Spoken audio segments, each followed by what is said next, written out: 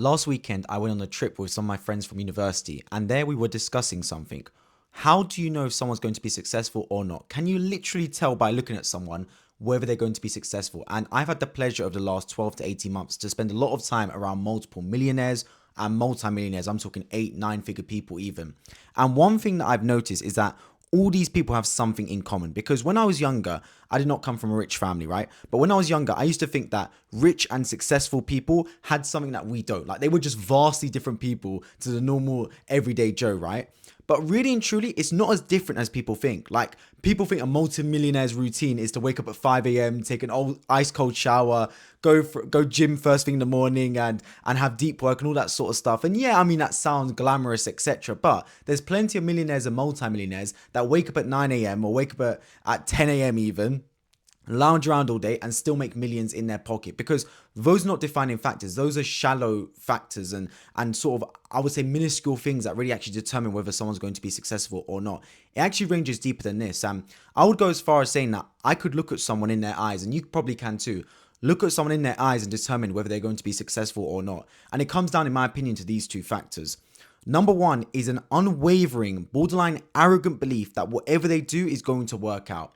And the reason I say this is because whenever you attempt to do something that's new, that's uncharted territory that you've never had proven success with before, there's going to be pushback. Not necessarily pushback from you not being able to do it right, but pushback mentally where your brain goes, this is something new, this is something we haven't tried before. The survival instinct inside of us says, go back to what's comfort. Don't step out your comfort zone. Go back to what's working already. Don't try and do this thing that's new. You're going to fail. It's not going to work out, right? Everyone has some sort of thought of that in their head. Everyone. I don't care who you are. You got some sort of thought of that in their head. But the successful people, what I've noticed is they squash that thought down. They make it as minuscule as possible. There is no part of their mind that they let seep into their conscious reality that they are not going to succeed in what they do. So they could be trying something completely new. It could be dropshipping. It could be Amazon FBA. It could be, I could be trying to run a marathon, for example. There's no part of the brain that tells me this is not going to happen. It is 100% going to happen. We are going to succeed doing this thing. And that is a trait that a lot of successful people have. And when I flip this back on the other way around, because when I look at traits, I don't just look at how successful people have it. I look at how non-successful people don't have it, right? And when I look at non-successful people, they're always got doubt, always. Like they're always asking for help. They're always like, oh, this is not working out. Should I change doing this? Should I not do that? Oh, it's not working. I'm failing. It's not working out. Always negative thoughts, always thinking it's not going to happen. And guess what? More often than not, it does not happen, right? There's a quote I love that says, a pessimist, 99% of the time they're right, but 100% of the time they're wrong. I'm going to let that sink in because I'm going to say it one more time. For pessimists, 99% of the time they are right, but 100% of the time they're wrong. And let me explain what that means, right? If you tell a pessimist, right, that you're trying to get onto the moon, and let's say Elon Musk, you're trying to land SpaceX on the moon, right, for example, or on Mars, 99 out of 100 times you will probably fail doing that because it's super hard to do. So 99 out of 100 times, that pessimist is 100% right in saying you will fail. But all it takes is for you to do it once, and all those 99 fails does not matter because that pessimist becomes 100% wrong. They might have been right 99 times, but one success makes them 100% wrong because you achieved what they said was impossible. And that is why pessimists don't win. So whatever you try in life, and you either have this or you don't, you can't fake it, right? But you've got to ensure that you've got to have that confidence in you, borderline arrogance, that it's going to work out no matter what you do. You're going to make it happen. Even if the world tells you it's not going to work out, it's going to work out, and your mind believes it and you believe it, and no matter what exterior factors happen, you know in your head it's going to take place. What you imagined is going to come to reality, and no one can stop you. That is one massive trait a lot of these successful people have. They don't care what the world says or thinks. They don't care what society should say. Like that should not work out, but for some reason, for some way, it does work out, and they believed it would be the case no matter what the odds were stacked against them. So that's trait number one.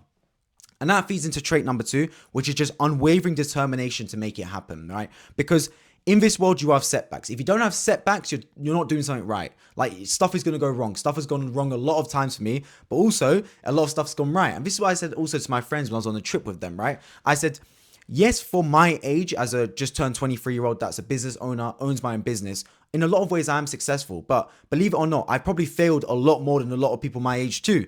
I might have had a lot of successes for people my age, but I've failed a lot for people my age. I've had a lot of YouTube channels I've started that's gone wrong. I've tried a lot of different projects that I've sunk money into, sunk time into, and had no return on investment and failed in. But every single failure takes me to my success. And that is the unwavering determination that is going to happen, right? You can't let failures define you.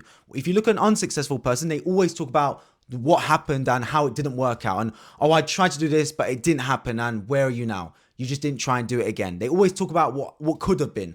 Oh, I wanted to do this, I wanted to try drop shipping, but my first store failed. Where's your second store? Where's your third store? When you look at successful people, it's very rare the first store is their hit when it comes to drop shipping. It's third, fourth, fifth store. When you look at crypto guys, it's very rare their first pump was a win. It was a pump and dump most likely. They lost their money. When you look at YouTubers, their first channel, their first video did not blow up a lot of times. It took time. It took repeated effort to make it happen. It took overcoming obstacles. It took determination. And it took that grit and desire and that fire in your eyes that you're going to make it happen no matter what. And no one can tell you else. So if you're looking at yourself and thinking, I want to be a successful person, ask yourself, do you have those two characteristics? Do you have an unwavering belief that it's going to happen? And do you have a determination to make it happen no matter what? Because if you have those two things, I can't tell you when, but it's going to happen that you will be successful. Because those two factors, in my opinion, from what I've seen over the last 12 to 18 months, spending a lot of time around different millionaires and multi-millionaires, those are two factors that those sort of people possess, and those are two factors that those people use to make themselves successful. And look, I'm not saying discredit the stuff like waking up early and taking cold showers and reading and meditating.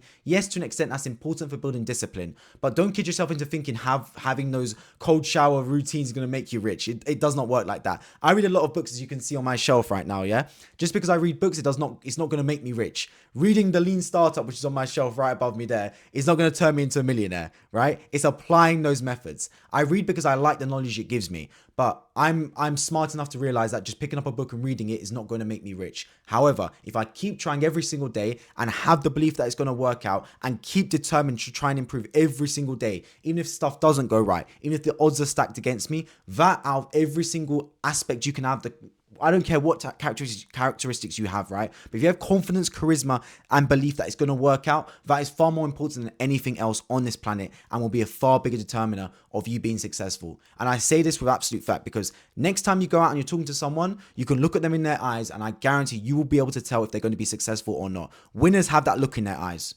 I don't care. I don't know if science explains it or doesn't explain it. I don't care what science has to say about it, right?